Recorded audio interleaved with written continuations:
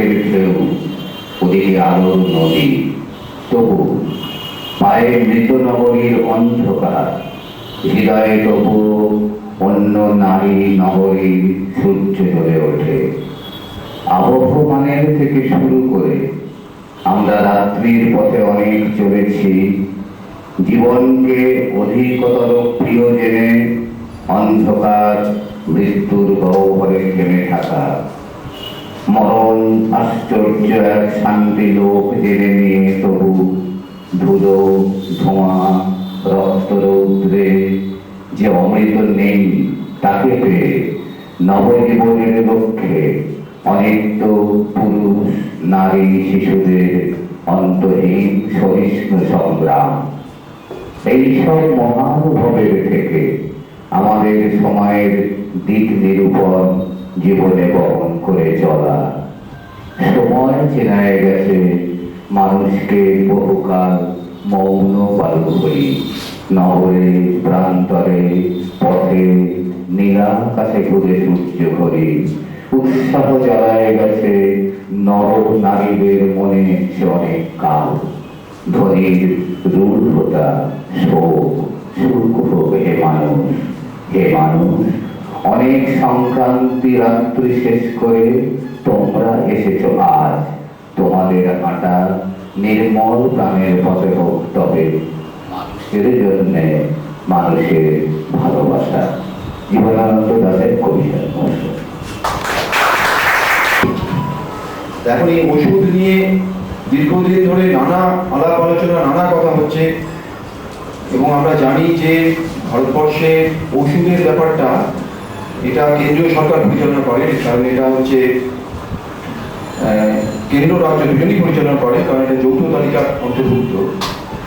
ফলে কেন্দ্র স্তরে এবং রাজ্য স্তরে ওষুধ এর ব্যাপারটা দেখার জন্য ড্রাগ কন্ট্রোলার বা director general of drug controller এই পদগুলো রয়েছে এবং অনেক পুরনো সব ব্যাপার। দীর্ঘদিন ধরে ওষুধ নিয়ে প্রচুর আন্দোলন হয়েছে, প্রচুর কথাবার্তা হয়েছে এবং তারই ফলস্বরূপ বিভিন্ন আইন প্রণয়ন হয়েছে, বিভিন্ন রুলস রেগুলেশন ফ্রেম হয়েছে। ভারতবর্ষে drugs and cosmetics act 1956, drugs and cosmetics act 1940, যেটা প্রধান ওষুধ আইন যেটা বলা হয়, সেই ওষুধ আইনের বলে ভারতবর্ষের সমস্ত রকম ওষুধের ব্যবসা, ওষুধের মান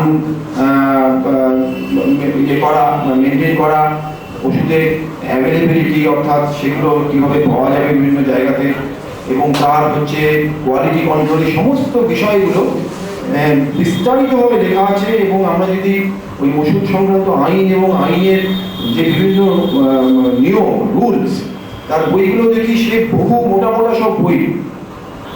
এখন এই সমস্ত কিছু আছে, কিন্তু এর পাশে একটা মারাত্মক অর্থাৎ এই সমস্ত বইপত্রগুলো, আইন কানুন, তার নিয়ম কানুন, এগুলো দেখলে মনে হবে যে ওষুধের যে ব্যাপারটা ভারতবর্ষের মুখে দারুণভাবে নিয়ন্ত্রিত, এটা দেখে মনে হবে। আইনের যে বইগুলো আছে, এই মোটা মোটা সব বই, কিন্তু বাস্তব যেটা হচ্ছে সেটা হচ্ছে যে ওষুধের ব্যবসা ভারতবর্ষে একেবারেই নিয়ন্ত্রিত নয়। আমাদের এটা জানা দরকার যে মানুষ কিন্তু ইচ্ছে করে কেউ ওষুধ খায়। মানুষ ওষুধ এমন একটা বস্তু যেটা কিন্তু আর পাঁচটা যে পণ্য সেরকম ঠিক নয়।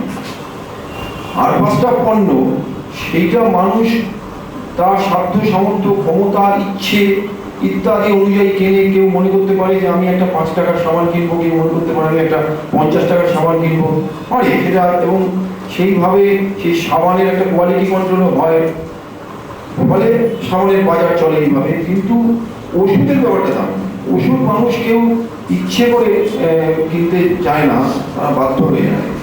অর্থাৎ ওষুধের বাজারটার পেছনটায় একটা বিরাট পরিমাণে মানুষের কম্পালশন বা মানুষের বাধ্য হওয়াটা আছে।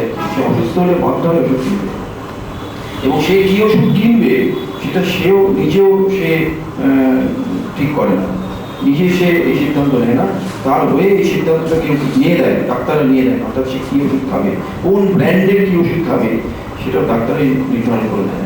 অর্থাৎ যিনি এই মার্কেটে মেনটেন করার পিছনে পয়সা যোগাচ্ছেন তার এখানে সচেতন ভূমিকা বিশেষ একটা নেই, কেবলমাত্র টাকাটা প্রোভাইড করা ছাড়া। অর্থাৎ সে ওষুধটা কেনে টাকা দেয়, কিন্তু কি ওষুধ সে কিনবে, কি ব্র্যান্ডের কিনবে, এটা কোনোটাই সে নির্ধারণ করে না। এইসব কারণে মানে অর্থনীতি, যে ওষুধের অর্থনীতি, সেটা অন্য সমস্ত পণ্যের অর্থনীতি বা মার্কেট মেকানিজম যেটাকে বলে তার থেকে সম্পূর্ণ আলাদা। এটা অনেকটা মানে বাধ্যতামূলক। যেমন আমরা জানি যে যখন কোনো জিনিসের দাম বাড়ে তখন সেই জিনিসটার ডিম্যান্ড কমে যায়, অর্থাৎ প্রাইস ডিম্যান্ড কার্ভ যেটা বলে অর্থনীতির ভাষায়, প্রাইস ডিম্যান্ড কার্ভ। অর্থাৎ প্রাইস জিনিসটা বাড়ে, ডিম্যান্ড ফল করে, মানে মানুষের পারচেসিং পাওয়ার কমে যায়, অর্থাৎ মানুষ কিনতে পারে না। ডিম্যান্ড বলতে সেটা বোঝায় অর্থনীতিতে যে সে কিনতে পারছে কিনা। অর্থাৎ কোনো জিনিসের প্রাইস বাড়লে তার ডিম্যান্ড কমে, ফলে কার্ভটা একটা ইনভার্স রিলেশনের কার্ভ দেখা যায়। কিন্তু সেটা যদি কোনো অত্যাবশ্যকীয় জিনিস হয়, এমন একটা জিনিস যেটা তার জীবন ধারণের জন্য অত্যাবশ্যকীয়, তাহলে দাম বাড়লেও সেটা কিনতে হয়। দাম বাড়লেও কিনতে হয়, সেখানে কার্ভটা কিন্তু এরকম থাকে না, কার্ভটা এরকম থাকে। অর্থাৎ যতই দাম বাড়ুক তার ডিম্যান্ড একই থাকে। এটাকে বলা হয় ইউনিফর্ম ইলাস্টিক কার্ভ, অর্থাৎ তাকে কিনতেই হয়। অর্থাৎ নুনের দাম যতই বাড়ুক মানুষের নুনটা কিনতেই হয়। এরকম এটা অর্থনীতি ক্লাসিক্যালি উদাহরণটা দেওয়া হয় নুনের দাম হিসেবে। অর্থাৎ এরকম হয়। ফলে ব্যাপারটা ওষুধ হচ্ছে সেইরকম একটা জিনিস, অর্থাৎ মানুষ এটা বাধ্যতামূলক নয়, মানুষ ইচ্ছে করে কিনে না। মানুষ কোন ওষুধ কিনবে, কি ব্র্যান্ড কিনবে, কোথা থেকে কিনবে, সে কোনোটাই সে নিজে নিয়ন্ত্রণ করে না। সে সবটাই তার উপরে আরোপিত হয় এবং সে বাধ্যতামূলকভাবেই সেই ওষুধটা সে ব্যবহার করে। মানে এরকম একটা জায়গা থেকে ওষুধের যে মানে বাজারটা, এটা অত্যন্ত সুকঠোরভাবে নিয়ন্ত্রিত হওয়া উচিত ছিল। উচিত এটাই ছিল যে ভারতবর্ষ যেহেতু একটা মানে গণতান্ত্রিক কল্যাণমুখী রাষ্ট্র, অন্তত সংবিধানে বলা আছে, সংবিধানে এমনকি সেটাকে সমাজতান্ত্রিক রাষ্ট্র বলা আছে, সংবিধানের যে ভূমিকাতে বলা আছে, সেটা কতটা পালিত হচ্ছে অন্য কথা, কিন্তু বলা আছে। তাই যদি হয় অফিসিয়ালি সরকারিভাবে, তাহলে ওষুধের ব্যাপারটা পুরোপুরি সরকারি নিয়ন্ত্রিতই হওয়া উচিত ছিল। ওষুধ নিয়ে অ্যাটলিস্ট আর যাই নিয়ে হোক, ওষুধ নিয়ে ব্যবসাটা হওয়া উচিত ছিল না। ব্যবসাটা করতে দেওয়াটা সরকারের পক্ষে উচিত ছিল না, কিন্তু হচ্ছে ব্যবসা এবং ক্রমাগত হচ্ছে। স্বাধীনতা পরবর্তীকালে যতটুকু বিভিন্ন সরকারি ওষুধের কোম্পানি ছিল, আমরা আমাদের শিশুকালে শুনেছি, আমাদের ছাত্র জীবনে শুনেছি, বিভিন্ন সরকারি ওষুধের কোম্পানি ছিল। হিন্দুস্তান অ্যান্টিবায়োটিক ছিল, ইনস্ট্যান্ট ছিল, বেঙ্গলে গ্লুকোডিন ইন্ডিয়া ছিল, এরকম বেশ কিছু সরকারি ওষুধের কোম্পানি ছিল। আইডিপিএ ছিল, Indian drugs and pharmaceuticals limited. বেশ কিছু সরকারি ওষুধের কোম্পানি ছিল যারা ওষুধ প্রস্তুত করতো। সব বন্ধ হয়ে গেছে, সবই বন্ধ হয়ে গেছে এবং সমস্ত ওষুধের বাজারটা এখন পুরোপুরি, তখন এই ব্যাপারে একদম বিশেষজ্ঞ ভালো করে বলবেন যে ওষুধের ব্যাপারটা পুরোপুরি সম্ভবত বেসরকারিদের হাতে। ভারতীয় বড় বড় ক্যাপিটাল এবং বড় বড় মাল্টিন্যাশনাল বহুজাতিক পুঁজি এবং ভারতীয় এদের হাতে পুরোপুরি হয়েছে এবং তাদের দয়ায় মায়ায় আমাদের ভারতবর্ষের লোকেদের যে ওষুধ ভাগ্য নির্ধারিত হচ্ছে। ফলে এই ওষুধের যে ব্যাপারটা, এইখানে যে সরকারের যে ভূমিকা, আজকে যে আপনাদের ওষুধ নিয়ে বিভিন্ন মানুষ আছে, দেশে কি সরকার আসলে অত্যন্ত প্রাসঙ্গিক বলতে পারি, অত্যন্ত প্রাসঙ্গিক আলোচনা এবং এটা নিয়ে প্রচুর আলোচনার প্রয়োজন আছে। সম্প্রতি ইকোনমিক টাইমসে গত মাসে একটা খবর প্রকাশিত হয়, যে খবরটা আমি বহু লোককে পাঠিয়েছি। তাতে দেখা গেছে যে শুধু 2011 সালে বিভিন্ন ওষুধের কোম্পানি তাদের যে ওষুধ সেটা মানুষের উপর ব্যবহার করেছে এক্সপেরিমেন্টের জন্য, এবং তাতে 448 জন মারা গেছে। এবং এই 448 জন মানুষ শুধু ভারতবর্ষে 2011 সালে মারা গেছে। ইকোনমিক টাইমসের খবর, তার সোর্স ওখানে দেওয়া আছে। আমি সেই খবরটা বহু লোককে পাঠিয়েছি, মানে ওই ইন্টারনেটে পাঠিয়েছি। পার্টিকুলার আমাদের জানতে চাইলে বলে দেবো, সেখানে আছে। ফলে 408, তার মধ্যে মাত্র 12 জনকে এই কোম্পানিগুলো কম্পেনসেট করেছে, মাত্র 12 জনকে। এবং যে অ্যামাউন্টের কম্পেনসেশন তাদের দেওয়ার কথা, তার থেকে বহু কম টাকা দিয়েছে, 2 লাখ থেকে 5 লাখ টাকার মধ্যে দিয়েছে। এটা পাশ্চাত্য দেশে হলে এটা $2 to $5 মিলিয়ন হতো, সেখানে এরা ভারতবর্ষে 2 লাখ থেকে 5 লাখ টাকা দিয়েছে, তাও 12 জনকে দিয়েছে 448 জনের মধ্যে, বাকিদের দেয়নি। এটা একটা সরকারি তথ্য। এইটা অর্থাৎ আমাদের তৃতীয় বিশ্বের দেশগুলো মানে মাল্টিন্যাশনাল বড় বড় ফার্মাসিউটিক্যাল জায়েন্ট যারা আছে, তাদের একটা এক্সপেরিমেন্টের জায়গা হয়ে দাঁড়িয়েছে। এটা একটা অন্য দিক। এখানেও সরকারের কোনো ভূমিকা নেই। ওষুধের দাম নির্ধারণ, যেমন স্বাধীনতা পরবর্তী সালে পরবর্তীকালে দুটো বড় বড় বডি ভারতবর্ষে তৈরি হয়েছিল ওষুধ সংক্রান্ত। একটা নাম হচ্ছে CDSCO, council for drug standard control organisation,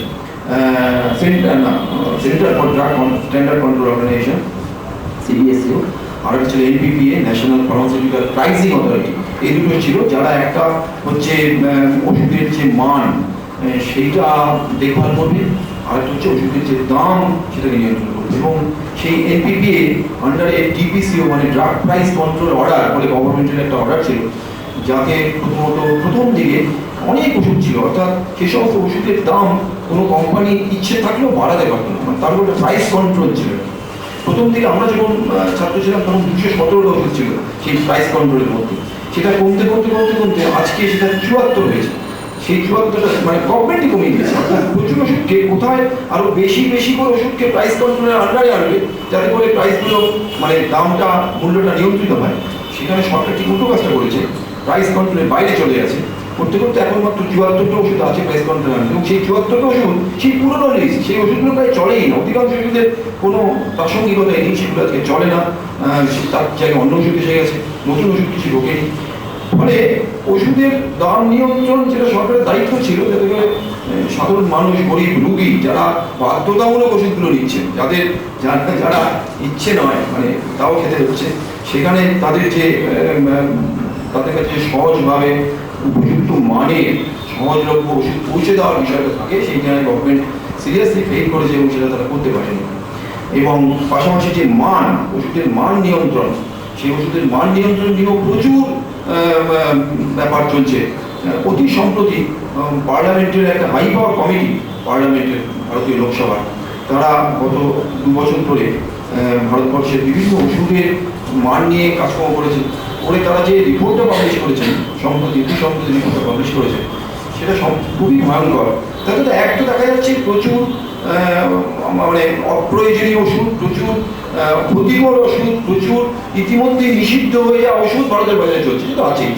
তার সঙ্গে একটা ভয়ঙ্কর জিনিস আছে, দেখা যাচ্ছে কি যে মানে মেডিকেল কমিউনিটির সঙ্গে, মেডিকেল ফ্র্যাটার্নিটির সঙ্গে, অর্থাৎ ডাক্তার এবং ডাক্তারি কমিউনিটির সঙ্গে, তাদের সঙ্গে ওষুধের কোম্পানিগুলো একটা অতি নিবিড় ব্যক্তিগত স্তরের যোগাযোগ, এবং সেখানে বিভিন্ন মেডিকেল কমিউনিটি তারা বিভিন্ন ওষুধকে প্রমোট করছে, বিভিন্ন ওষুধকে তারা বাজারে প্রমোট করছে, যেগুলো ঠিক নয়। এবং ওরা দেখিয়েছেন যে একটা বিশেষ ওষুধ ভারতবর্ষে 6 জন বিশিষ্ট ডাক্তার, কেউ হয়তো দিল্লির, কেউ হয়তো কন্যাকুমারিকার, কেউ হয়তো আসামের, কেউ হয়তো মধ্যপ্রদেশের, কেউ হয়তো গুজরাটের, মানে ভারতবর্ষের বিভিন্ন প্রান্তে বিশিষ্ট 6-7 জন ডাক্তার কোনো একটি বিশেষ ওষুধের জন্য কেন্দ্রীয় সরকারকে চিঠি লিখেছেন, রেকমেন্ড করেছেন যে এই ওষুধটা এই মুহূর্তে ভারতবর্ষের বাজারে চালু করা হোক বলে তারা 5 জন বিশিষ্ট ডাক্তার এই মর্মে কেন্দ্রীয় সরকারকে অনুরোধ করেছেন বা রেকমেন্ড করেছেন। দেখা যাচ্ছে কি সেই 5টি চিঠির মানে লেখা, কমা, ফুল স্টপ, সেমিকোলন, এমনকি স্পেলিং মিস্টেক, বানান ভুলগুলো এক, অর্থাৎ এগুলো নিয়ে ডকুমেন্টেশন আছে, নেট খুলেই পাওয়া যাচ্ছে এগুলো, একদম আমরা পত্রিকা মানে প্রিন্টেও নিয়েছি। মানে দেখা যাচ্ছে তারা অর্থাৎ থেকে কি বোঝা যাচ্ছে যে এই ভারতবর্ষের 6 প্রান্তের 6 জন ডাক্তার উনি একটা বিশেষ ওষুধের জন্য কেন্দ্রীয় সরকারের কাছে দরখাস্ত করেছেন, সেই চিঠিটার সবই এক, মানে এটা একটা ভয়ঙ্কর। এবং এটা অনেকগুলো উদাহরণ দেখা যাচ্ছে, অনেকগুলো ক্ষেত্রে দেখা যাচ্ছে। ফলে দেখা যাচ্ছে এটা সামগ্রিকভাবে একদিকে সাধারণ মানুষ তারা অসুস্থ হয়ে ওষুধের অভাবে সুচিকিৎসা পাচ্ছেন না, উপযুক্ত চিকিৎসা পাচ্ছেন না, ওষুধ কিনতে গিয়ে সর্বশান্ত হচ্ছেন। একটা তথ্য আছে যে প্রতি বছর একটা বিরাট সংখ্যক মানুষ, সংখ্যাটা সম্ভবত 1 কোটি, তারা বিপিএল এর নিচে চলে যাচ্ছেন, বিলো পভার্টি লাইন চলে যাচ্ছেন চিকিৎসার খরচা করতে গিয়ে।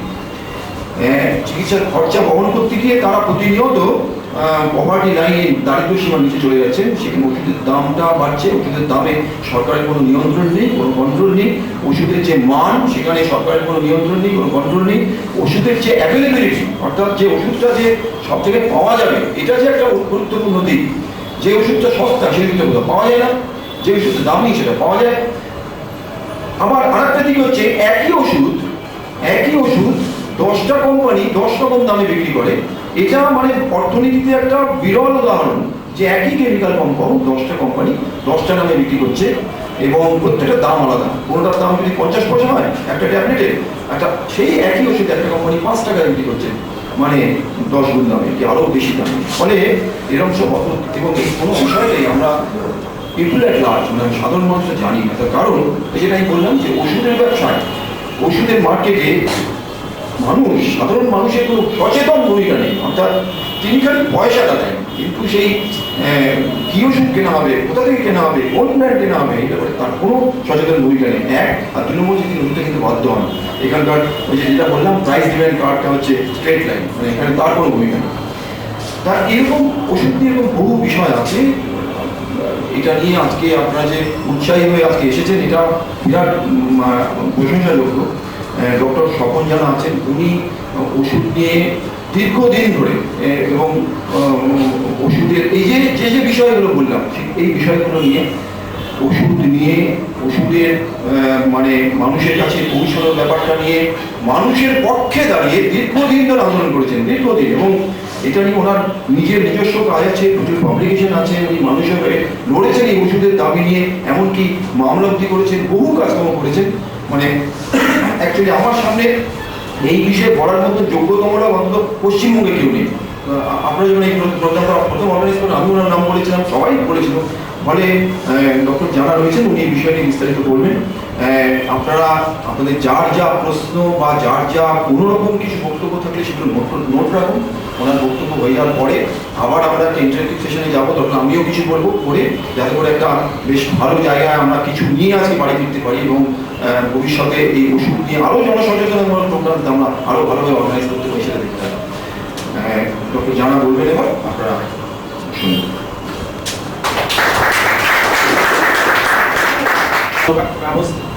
ব্যবসা হয় দেশে, সেই ঘৃণ্য ব্যবসা কীভাবে হয় সেগুলো আমরা একটা উদাহরণ দিয়ে তুলে ধরবো। কত রকমভাবে ওষুধ কোম্পানি আমাদের দেশে ঘৃণ্য ব্যবসা চালায়। প্রথমে বলে রাখি, এই ঘৃণ্য ব্যবসার উদ্দেশ্য কিন্তু মূলত মুনাফা, প্রফিট, আরও টাকা চাই, আরও টাকা চাই। সে যদি মেরে ফেলতো এই ওষুধগুলো খাইয়ে, তাহলে মুনাফা হতো। অতএব এই ঘৃণ্য ব্যবসার উদ্দেশ্যটা কিন্তু সমস্ত ওষুধ কোম্পানি মূলত করে এমনভাবে যাতে মানুষটা মরবে না, অথচ মুনাফা হবে। যদি মরে যেত সেই ওষুধগুলো খেয়ে, ব্যাপক মানুষ মরত, তাহলে কিন্তু বিষয়টা অন্যভাবে সমাজের কাছে হাজির হতো। তবে ওষুধ খেয়ে যে মরেনি এমন কথা কিন্তু আমি বলছি। মূল উদ্দেশ্য ঘৃণ্য ব্যবসার ক্ষেত্রে তার উদ্দেশ্যটাই হচ্ছে মূলত অর্থনৈতিক, এবং সে মুনাফা করতে চায়। আর শরীরের ক্ষতি তো হয়, স্বাভাবিকভাবেই হয়, যে ক্ষতিগুলো আমরা সবসময় জানতে পারি না, আমরা আলোচনা থেকে আসবো। আর দেশে সরকার আছে, আপনারা যারা এখানে উপস্থিত হয়েছেন, ছাত্ররা বা অন্য বয়স্ক মানুষ যারা আছেন তারা জানেন দেশে সরকার আছে। আমি মনে করি সরকার আছে, তো আমার ভাবনাটা আপনাদের কাছে রাখবো। ঘৃণ্য ব্যবসা কীভাবে করে সেগুলো রাখার পর আপনাদের অবশ্যই আমি আশা করবো যে প্রশ্ন আসবে, সেই প্রশ্নগুলো আমরা পরের বারে আলোচনা করব। তো আমরা আগে আমার বক্তব্যটা আগে শুনে নিয়ে তাহলে আপনাদের প্রশ্নগুলো করতে সুবিধা হবে। প্রথমে আমি যে বিষয়টা আপনাদের কাছে অনুরোধ করব, যে ওষুধ বিষয়টা যখনই একটা সাধারণ মানুষের কাছে রাখা হয়, তাদের ধারণা হয় যে ওষুধটা কি বুঝতে পারবো, আমরা ওষুধ বিষয়টা কি বুঝতে পারবো, এটা ডাক্তারের বোঝার ব্যাপার, আমাদের অত বোঝার ব্যাপার নেই। আমরা যত হাউসহোল্ড সার্ভে করেছি, সে একদম লেখাপড়া না জানা থেকে বহু বিষয়ের পোস্ট গ্র্যাজুয়েট, তাদের কাছেও একই অভিজ্ঞতা, এই ওষুধটা জানা দরকার আমার নেই। সেটা ইঞ্জিনিয়ারিং হোক, বেসিক সায়েন্সেস হোক, বা কোনো আরও অন্য কোনো টেকনিক্যাল বিষয় হোক, তারা যখন রুগী হন তাকে যে ওষুধটা বুঝে নিতে হবে এই ধারণাটি, তো সেই দিক থেকে আপনারা একটা অগ্রণী ভূমিকা রেখেছেন। যারা এখানে আজকে উপস্থিত হয়েছেন বা মানুষের কাছে পৌঁছাবে যে ওষুধ নিয়ে আপনারা ভাবতে চান, তো তো এইখানে আমার রিকোয়েস্টটা হচ্ছে যে এই যতক্ষণ আমি বলবো আপনারা মনে মনে ভাবুন আমরা খুব সহজ জিনিসটা বুঝছি, কখনোই ভাববেন না যে একটা ডাক্তারি বিষয়কে